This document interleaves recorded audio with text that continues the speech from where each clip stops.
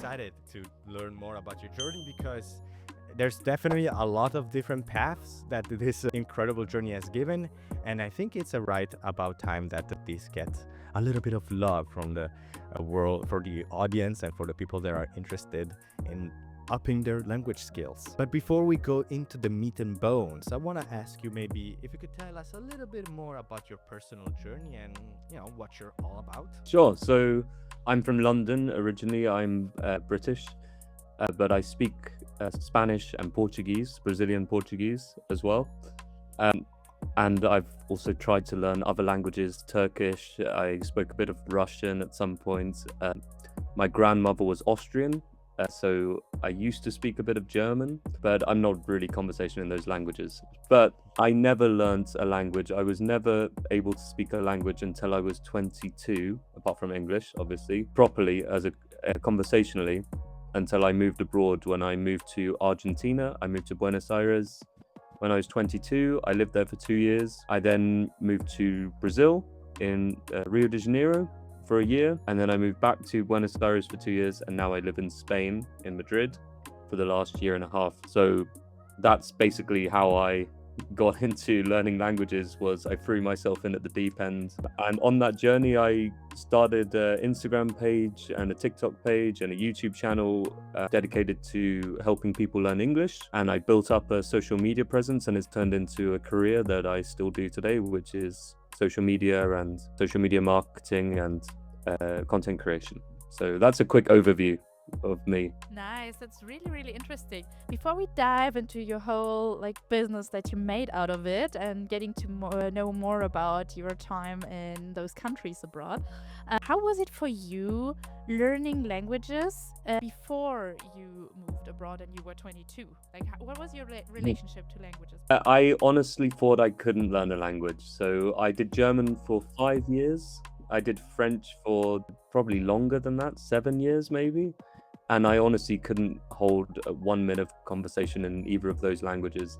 So I just thought language learning isn't for me, and it's something that I'm never going to be able to do. And that was basically my experience. I always kind of liked languages. I liked trying to speak a little bit to someone or say an odd phrase or something like that. But I kind of thought that it's just not my skill set. So I actually surprised myself when I realized I was able to speak Spanish after a few months. Wow, that's incredible. But I wanted to ask you a little bit more about your original language learning process that you had. So did you learn those German and French languages through the classic school system, or were you trying other methods as well? No, just the classic school system. So I just lessons at school. I did my GCSEs, which in England are the exams you do when you're 16. So I did German, and then after that I gave up languages when I narrowed down.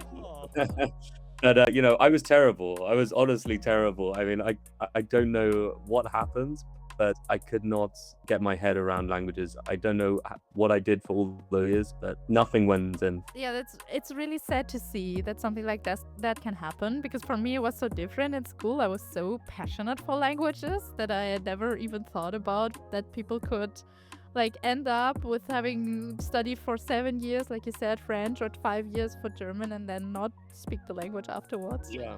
I have so many friends to whom that it happened too. So it's really sad. And it's also interesting.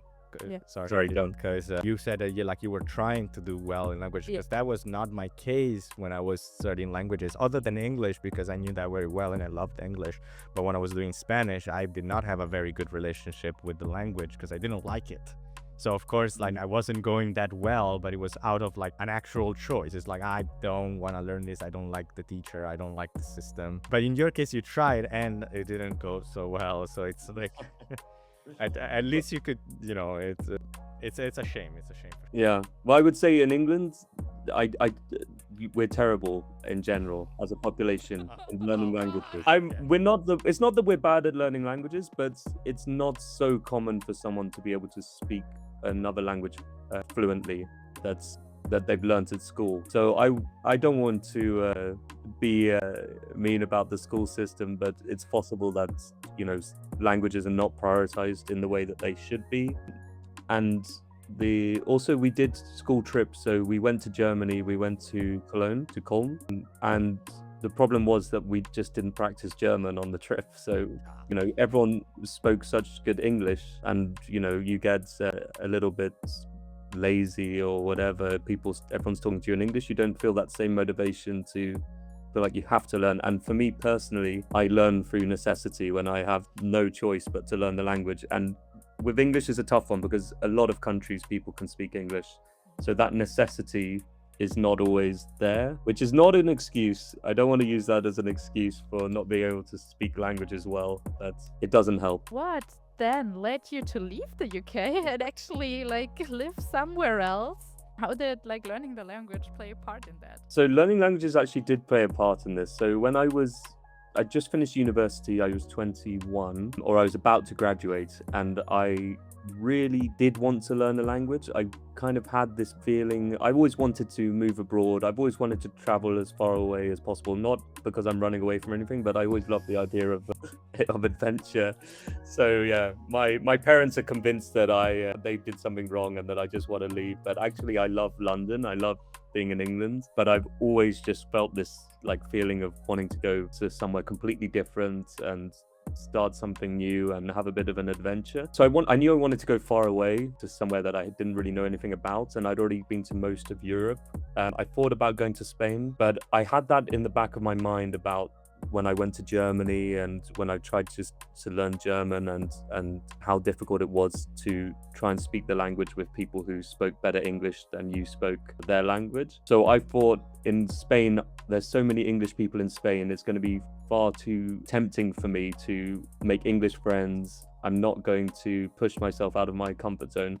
So I thought, I think Spanish is a manageable language, but Spain is too close and too familiar. So I'm going to go Latin America, and I can't give a good reason why I chose Argentina. I knew nothing about it, and I didn't know anyone there. And I think and it looked very far away on the map. So yeah, good enough.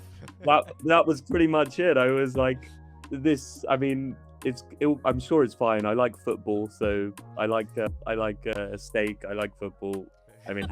Those are two really Yeah. good starting points. Yeah, the two. Yeah. The only thing in my backpack is a football and a Yeah, raw steak. exactly. It should be good enough. So that was it, and I also didn't know anyone. I had no friends or family who had ever been to Argentina. So in my mind, I was thinking, I'm probably not going to meet a lot of English people, which is what I wanted, because I wanted to push myself out of my comfort zone to force me to speak another language. And that's basically what happened. I got a one-way flight, and I did an English teaching course for the first month, and I booked an Airbnb for the first month. And from that was all my savings. And then after that, I was working local jobs. I did lots and lots and lots of different odd jobs to make ends meet. And I picked up Spanish relatively quickly, actually. I was really surprised, obviously, after struggling for so long, for 5 years or 7 years with French.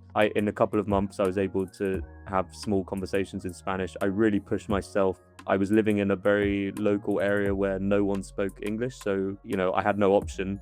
And yeah, it worked really well. But I don't want to sound too disrespectful, but after hearing this story, I could understand why maybe someone like your parents think that something went wrong, because this is a lot of very brave things going one after the other. It's it's insane. Honestly, I commend your courage. I wouldn't be able to do anything like that at all. It didn't feel scary at the time. It felt like I was more thinking, why isn't everyone doing this? This is amazing.